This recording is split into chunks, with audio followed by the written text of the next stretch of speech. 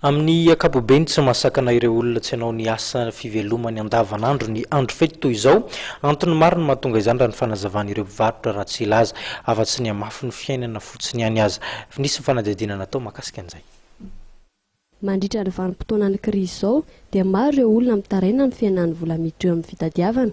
Ho an'ny ity mpivarotra iray ity izay sedrana ity izao dia tsapa ny fanienana ny olona maka entana ao aminy.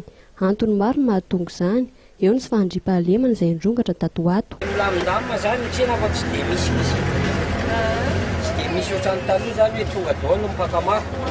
Taloha manko izay manko mandefa agro zany ny tena maro. Dia misy paka maro foana eto aminay zany rehefa andro ny tsena alakamisy azomaso ny sabotsy fa hatramin'izao tena tsy misy.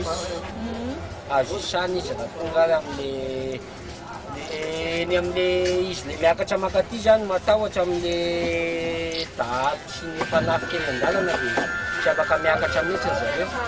Nambarany ity mpivarotra ary fa ny vanim-potoana riana toy izao no anisan'ny vanim-potoana izay tena mampandeha ny entana izy ireo satria raha maka kovraly 20 ny fakan'ireo olona dia 5 izany sisa nandritra ny vanim-potoana ny krizy. Eo ihany koa rehefa volana desambra izay maro ireo olona manjifa ary karazana kojakoja tokantrano ireny noho ny fitiavana hiova-kely ao an-trano. Eo amin'ny vidiny kosa indray raha ho an'ny kovraly dia manodidina ny 5,3 alina ariary ny iray ho an'ireo mpividy atsinjarany raha 3 alina kosa ho an'ny mpaka maro.